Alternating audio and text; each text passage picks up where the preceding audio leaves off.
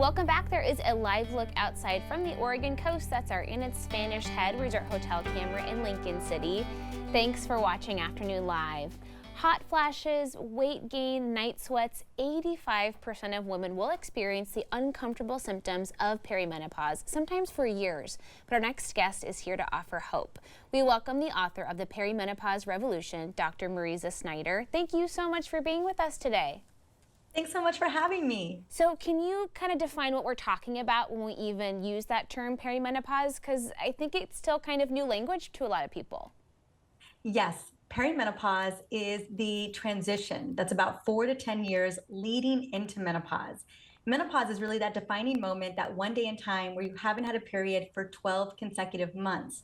But the 4 to 10 years leading up to menopause, women will experience a variety of symptoms and changes in their body due to declining hormones such as estrogen and progesterone. But I always want women to know that although it is a profound transition, there is so much that we can do to feel like ourselves and to future-proof our health for the coming years. Are there certain common symptoms that a lot of women experience in the early stages that maybe they're surprised by? Like, I didn't think this was going to happen so soon.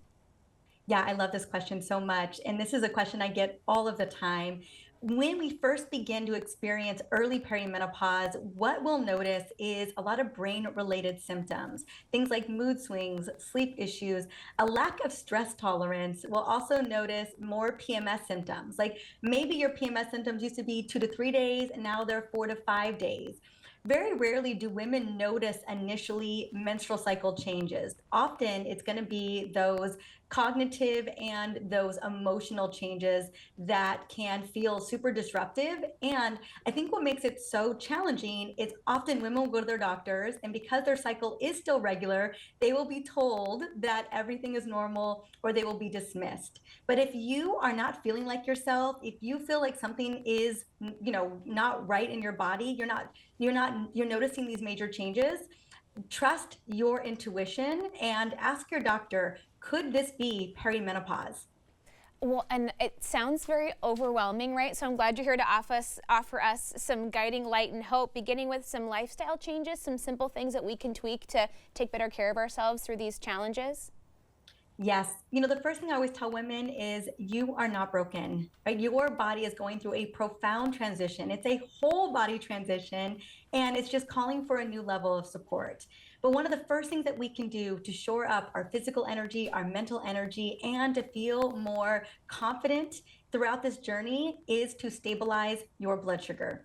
And you can do this with your meals, breakfast, lunch, and dinner. Make sure that you're prioritizing protein and fiber and healthy fats, and try to, move away from the refined grains, the added sugar, and the ultra processed foods. This is going to help set the tone for your day and set the tone for the next several decades of your life.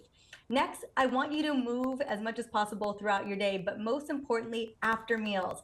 A 5 to 10-minute walk or even some squats after a meal will stabilize your blood sugar and help you to have more consistent energy throughout the day. And then lastly, probably my favorite strategy of all is to treat your sleep like it is a sacred act. So be sure to have a solid sleep routine. Over 70% of women in perimenopause and menopause will struggle with sleep. But if we can optimize our circadian rhythm by having a consistent bedtime and wake up time, that can set us up for success. And you can always bring in really natural sleep aids to help anchor you into that sleep routine. And then once you get up in the morning, be sure to get morning sunlight on your eyes. That lets the body know that it's time to wake up so that you have energy for your day. But it also helps to reset your circadian rhythm so that your body knows when to go to sleep at night. Those sleep cues are so important. And lastly, track your symptoms along with your cycle. That way you can advocate for a level of care to help support you through this transition and beyond.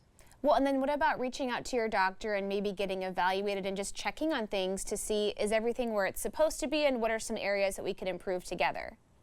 Absolutely. I always say treat that doctor's visit like it's one of your most important meetings. And that means come with a piece of paper, right? Come with a paper with your symptoms, with the labs that you would love to have run, with how those symptoms are connected to what you're experiencing in life. Like, is your poor sleep affecting your work? Is your mood affecting your relationships? Like, connect the dots for your doctor, and then ask them point blank, do you take care of women in perimenopause do you offer perimenopausal care? And if you're finding that your doctor doesn't have answers, and unfortunately, so many doctors are not fully prepared to take care of women in perimenopause, you have the right to find a doctor who can. Advocating for yourself is such an important part of this journey, but just know that there's still a bit of a knowledge gap between, what doctors know and how we can support women in this transition. But luckily, there are books like my book, The Perimenopause Revolution, that can help you walk through that conversation and give you science-backed strategies and tools to navigate this journey so that you are thriving in the second half of your life. Yeah, everybody's journey is different. Everyone's body is going to have a different experience. So just having the knowledge and being able to advocate for yourself is such a great place to start. Thank you so much for chatting with us. It was so great visiting with you. Thanks for having me. Okay, we'll have more information on our website. There is the book again, The Perimenopause Revolution. We'll have that on katu.com. We'll be right back with more Afternoon Live right after this.